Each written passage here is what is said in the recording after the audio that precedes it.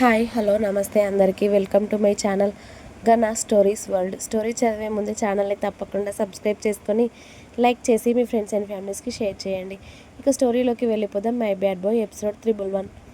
ఉయ్యాల దగ్గర కూర్చున్న కొడుకులని కోడల్ని చూసిన మీనాక్షి మనోహర్ గారు వాళ్ళ బాండింగ్కి సంతోషంగా నవ్వుకున్నారు. వేద చరణ్ తలలో చేయి పెట్టి అతడి జుట్టు నిమురుతూ, ఎక్కడికి వెళ్ళిపోయావు? 2 రోజుల నుండి అస్సలు ఫోన్ లేదు, ఏం లేదు, ఎక్కడికి మాయమైపోయావు బావా అని అడిగింది. ఏం లేదురా, కాస్త చిన్న పని ఉండే, అంతే, ఫ్రెండ్స్తో బయటికి వెళ్ళా. నువ్వెలా ఉన్నావు?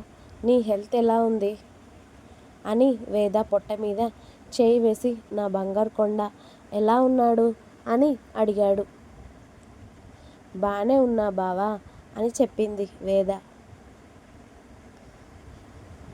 చరణ్ అలానే వేద ఒడిలో తలవాల్చి కళ్ళు మూసుకొని అతడికి సమీరాకి మధ్యలో జరిగింది గుర్తు చేసుకుంటూ ఉన్నాడు. గెస్ట్ హౌస్ నుండి వచ్చే ముందు సమీరా అన్న మాటలు గుర్తుకు తెచ్చుకున్నాడు. తను ఇంటికి వెళ్తాను అనే రెడీ అయ్యి చరణ్ మొహం చూసి, రే ఎందుకురా అలా డల్గా ఉన్నావు? ఈ మూమెంట్ మనకి చాలా స్పెషల్, అర్థమైందా? దాన్ని ఇలా స్పాయిల్ చేస్తావా? ఏదో మనం తప్పు చేసినట్టు. మనం తప్పు చేయలేదు, సరేనా? మనం పెళ్లి చేసుకోకుండా నువ్వు నన్ను మోసం చేస్తే బాధపడాలి, కానీ ఇద్దరికీ ప్రేమ ఉంది, ప్రేమించుకుంటున్నాం, పెళ్లి చేసుకోబోతున్నాం, అర్థమైందా? నేనేం నిన్ను తప్పు పట్టను. నువ్విలా మన స్పెషల్ మూమెంట్ని నువ్వు డల్ అయ్యి స్పాయిల్ చేయకు. నేను నీ గురించి ఎలాంటి తప్పుగా అనుకోను. ఇందులో నీ ఒక్కడి తప్పే లేదు, నా అంగీకారం కూడా ఉంది, అర్థమైందా? నాకు ఇష్టం లేకపోతే వద్దు అని చెప్పేస్తాను కదరా. నేను అడ్డు చెప్పలేదు అంటే నీలో కలిసిపోవడం నాకు ఇష్టం అన్నట్టే కదా. నువ్వు దీని గురించి బాధపడకు, సరేనా? నేను బానే ఉన్నాను అని చరణ్ మొహాన్ని ఆమె దోసిలిలోకి తీసుకొని చెప్పింది సమీర. ఆమె ఒంటి మీద ఉన్న అతడి గుర్తులను బాధగా చూస్తూ, కానీ నిన్ను నేను చాలా కష్టపెట్టానే అన్నాడు చరణ్ బాధగా ఆమెని హత్తుకొని. ఆ కష్టం కూడా నాకు చాలా నచ్చేసిందిరా. ఎంతలా అంటే ఇంకా ఇంకా కావాలి అనిపించే అంత. నీ ప్రేమ అంతలా చూపిస్తూ ఉంటే నేను ఎలా కాదు అనగలను చెప్పు? నేను బానే ఉన్నాను, నువ్వు అనవసరంగా బాధపడుతున్నావు. ఇంటికి వెళ్ళాక మేనేజ్ చేయాలి నేను మా వాళ్ళని, సరేనా? జాగ్రత్తగా ఇంటికి వెళ్ళాక ఫోన్ చెయ్యి, ఓకేనా? నేను బాగానే ఉన్నాను, బాయ్. ఇప్పుడు ఊరుకున్నాను కదా అని ఇంకొకసారి ఇలాగే ఊరుకుంటాను అని అనుకోకు. ఇంకొకసారి పెళ్ళి అయ్యే వరకు నా మీద చేయి వేశావు అనుకో, చంపేస్తా. ఏమనుకున్నావు అని చరణ్కి ఒక చిన్నపాటి తీయని వార్నింగ్ కూడా ఇచ్చేసి సమీర వాళ్ళ ఇంటికి బయలుదేరగానే చరణ్ వాళ్ళ ఇంటికి వచ్చేశాడు.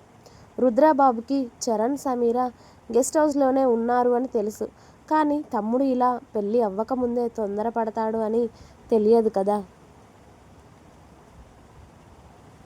జస్ట్ వాళ్ళు అక్కడ ఉన్నారు అని ఇన్ఫర్మేషన్ తెలుసు రుద్ర శౌర్యకి, అంతే. అసలు వీడు ఎక్కడికి వెళ్ళాడో తెలుసా వేదుగా అని శౌర్య మొదలు పెట్టగానే, అన్నయ్య పని మీద వెళ్ళాను అని చెప్పాను కదా, కాస్త నోరు మూసుకోరా అన్నాడు చరణ్. నువ్వు వేసే వెధవ వేషాలు అన్నీ తెలియక పాపం వేదుగాడు నిజంగానే నువ్వేదైనా పని మీద వెళ్ళావు అనుకుంటుందిరా. అందుకే చెప్పాలి కదా నువ్వు ఎక్కడికి వెళ్ళావు, ఎవరెవరిని కలిసావో, ఎక్కడ తిరుగుతున్నావో అన్నాడు శౌర్య. నేను చెప్పుకుంటాను లేరా వేదుకి, నువ్విప్పుడు నా భారతం చెప్పకు, టైర్డ్గా ఉంది. వేదు కాసేపు రెస్ట్ తీసుకుంటానురా, బాయ్ అని వేద తల నిమిరి చరణ్ ఇంట్లోకి వెళ్ళిపోయాడు. ఇక చీకటి పడుతూ ఉంటే శౌర్య రుద్ర ఇద్దరు వేదని ఇంట్లోకి తీసుకువెళ్ళాక నైట్ వరకు హాల్లోనే కూర్చుంది వేద. శౌర్యనే వేదకి భోజనం తినిపించాక తినేసి కాసేపు హాల్లో వాకింగ్ చేసి అత్త మామ బావలతో ముచ్చట్లు పెట్టి ఆ తర్వాత రుద్ర ఎత్తుకొని పైకి తీసుకువెళ్ళాక వాళ్ళ రూమ్లోకి వెళ్ళింది. అమెరికా రిషి వాళ్ళ ఇల్లు. అతడి బెడ్రూమ్లో రిషి ఒడిలో జెస్సీ పడుకొని ఉంది. ఆ రూమ్ అంతా కూడా చాలా చీకటిగా ఉంది. ఆ రూమ్లో ఉన్న పెద్ద ఎల్ఈడి టీవీలో రుద్ర వేద ఫొటోస్ ఒక్కొక్కటి ప్లే అవుతూ ఉంటే రిషి డ్రింక్ గ్లాస్ పట్టుకొని టీవీలో ప్లే అవుతూ ఉన్న రుద్ర వేద ఫొటోస్ని డీప్గా అబ్జర్వ్ చేస్తూ ఉన్నాడు. అప్పటికే అక్కడ అర్ధరాత్రి అయ్యింది. అప్పటికే జెస్సీ అతడి ఒడిలో మెల్లిగా కదిలి అతడి నడుముని చుట్టుకొని కళ్ళు తెరిచి రిషిని చూసింది. బేబీ, హా బేబీ అంటూ రిషి జెస్సీ హెయిర్ సెట్ చేస్తూ ఏంట్రా నిద్ర రావట్లేదా అని అడిగాడు. నువ్వెందుకు ఇంకా పడుకోలేదు, ఏం చూస్తున్నావు అని అడిగింది జెస్సీ. ఏం లేదు, నిద్ర పట్టలేదు, అందుకే టీవీ చూస్తున్నాను అని జెస్సీ లేవగానే టీవీ ఆఫ్ చేసేసి మిగిలిన డ్రింక్ కూడా పూర్తి చేసి బెడ్ మీద కరెక్ట్గా పడుకొని రెండు చేతులు చాచాడు జెస్సీ కోసం. జెస్సీ రిషి ఎదపై పడుకోగానే ఆమెకి జో కొడుతూ రేపే మన ఇండియా ప్రయాణం గుర్తుంది కదా అని అడిగాడు. హా రిషి, గుర్తుంది. నా లగేజ్ కూడా ప్యాక్ చేసుకున్నాను, అలాగే నీ లగేజ్ కూడా ప్యాక్ చేశాను. పడుకో నువ్వు కూడా, మళ్ళీ జర్నీలో సరిగ్గా నిద్ర ఉండదు అని రిషి కళ్ళల్లోకి చూస్తూ చెబుతూ ఉంటే ఇప్పుడు నిద్ర పట్టట్లేదురా, ఇంకా ఏదో కావాలి అని అనిపిస్తుంది అని మెల్లిగా జెస్సీ నడుముపై చేయి వేయగానే అతడి ఉద్దేశం అర్థమయ్యి రిషి కళ్ళల్లోకి చూసి చిన్నగా నవ్వింది జెస్సీ. దాంతో 2 నిమిషాల్లో రిషి జెస్సీ బట్టలు నేల చేరగా ఇద్దరూ ఒకే బెడ్షీట్లో అల్లుకొని ఉన్నారు. 2 గంటల తర్వాత అలసిపోయి నీరసించిన జెస్సీ మొహాన్ని చూసి ఇక పడుకో అని మళ్ళీ ఆమెను అతడి కౌగిలిలో బంధించేసి రిషి కూడా నిద్రపోయాడు. మరుసటి రోజు మార్నింగ్నే అతడు ఆఫీస్కి వెళ్ళి కొన్ని రోజులు అతడు ఇక్కడ ఉండడు అని చెప్పి వర్క్ అంతా కూడా అక్కడ పనిచేసే తన మనుషులకి అప్పగించేసి జెస్సీ అండ్ అతడి సెక్యూరిటీతో ఇండియా ఫ్లైట్ ఎక్కేశాడు. రుద్ర వేదని ఎత్తుకొని స్టెప్స్ ఎక్కుతూ ఉంటే లిఫ్ట్లో వెళ్ళొచ్చు కదా బావా అని మన పాప చక్కగా కాళ్ళు ఊపుతూ అంది. నువ్వు చెప్పలేదని స్టెప్స్ ఎక్కుతున్నానే, ఇప్పుడు లిఫ్ట్లోకి వెళ్దామా అన్నాడు రుద్ర వెటకారంగా.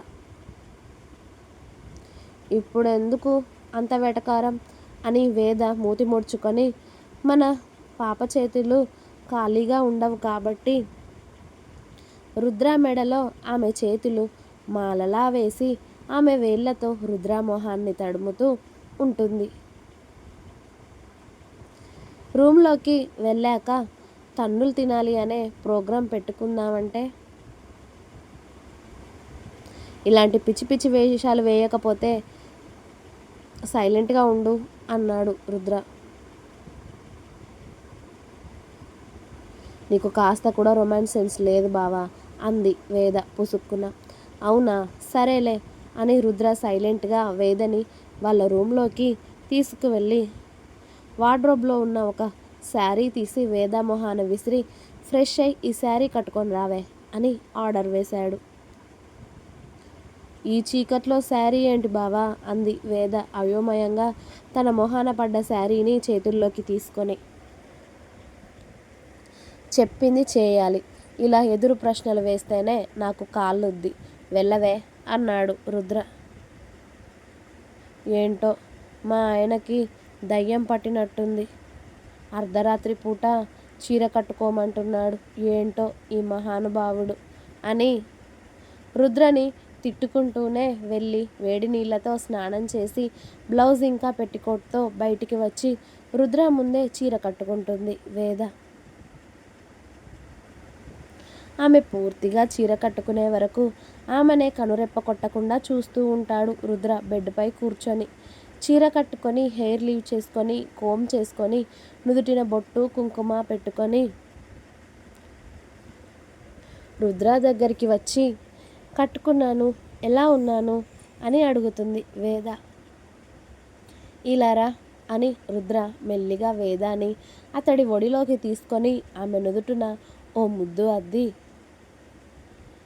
వేదని మెల్లిగా బెడ్ పైన పడుకోబెట్టి ఆమె నడుము దగ్గర ఉన్న చీరని అంతా పక్కకి తప్పించేసి ఆమె కడుపు దగ్గర తల పెట్టుకొని ఆమె కడుపు మీద సౌండ్ వచ్చేలా ముద్దు పెట్టుకొని అక్కడే పడుకుంటాడు ఆమె కడుపుని నిమురుతూ.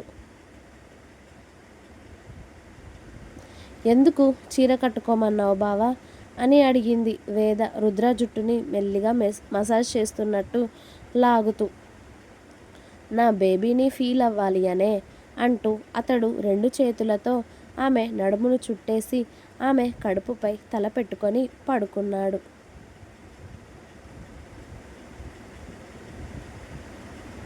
ఇంకా ఉంది. మీకు నా స్టోరీస్ నచ్చినట్టయితే ప్లీజ్ లైక్ చేయండి, షేర్ చేయండి, ఛానల్ని తప్పకుండా సబ్స్క్రైబ్ చేసుకోండి. Please subscribe my channel Gana stories world. Thanks for watching my video. Bye bye. Please like, share and subscribe.